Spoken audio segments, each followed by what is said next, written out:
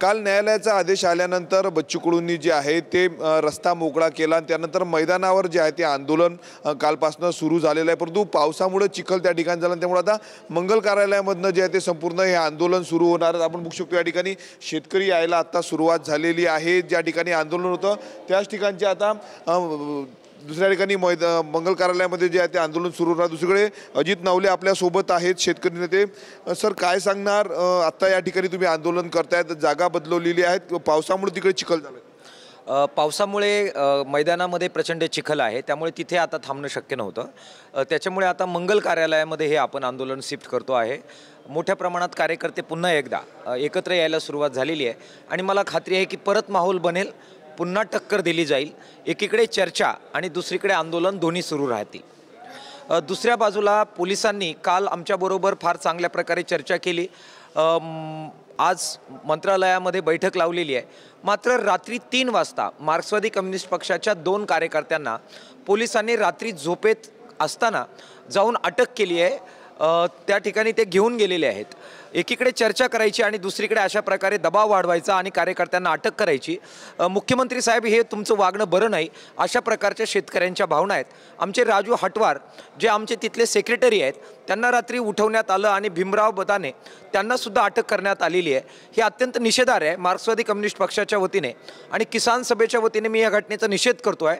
आंदोलनाचा याच्यामुळे भडकाव वाढेल, जितके दाबाल तितक्या ताकदीने शेतकरी रणांगणात उतरतील।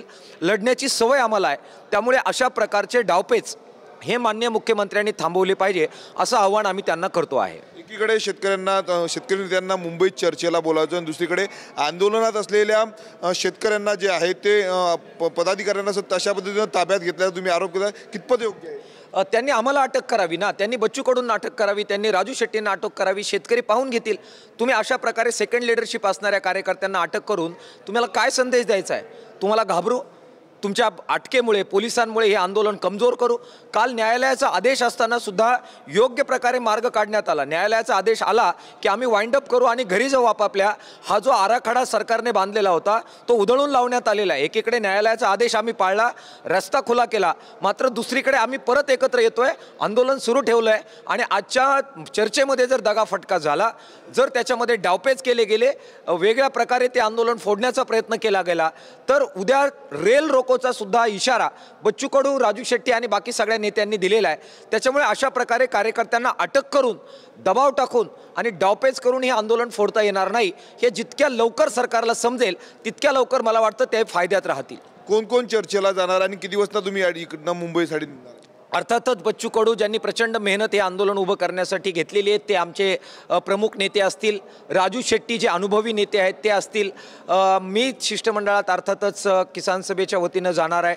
त्याचबरोबर इतर शेतकरी संघटना ज्या आहेत ज्यांनी या आंदोलनामध्ये प्रत्यक्ष भाग घेतला, लोकं आणली, लढ्यामध्ये त्यांनी मोठ्या प्रमाणामध्ये योगदान दिलं आहे, जसं वामनराव चटप काल दिवसभर होते, तर हे प्रमुख सर्व नेते हे आजच्या चर्चेमध्ये असतील।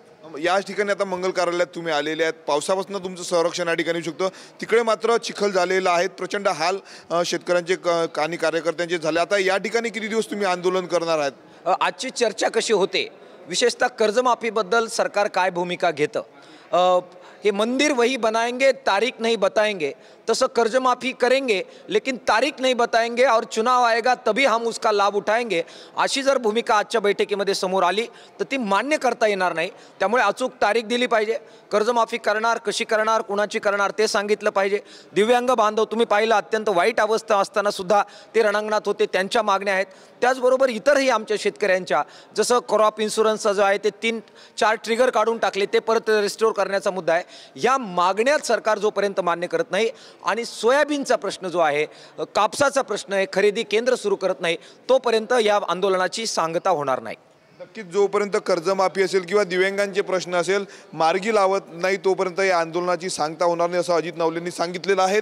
दुसरीकडे जर आपण पाहिलं तर आमच्या पदाधिकाऱ्यांना आणि कार्यकर्त्यांना, शेतकऱ्यांना पोलिसांनी ताब्यात घेतल्याचाही आरोप त्यांनी केलेला आहे।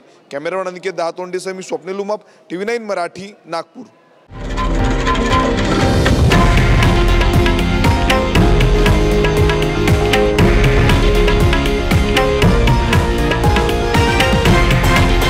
हे आहे देशातील नंबर 1 न्यूज नेटवर्क आणि आपण पाहत आहात TV9 मराठी, एकमेव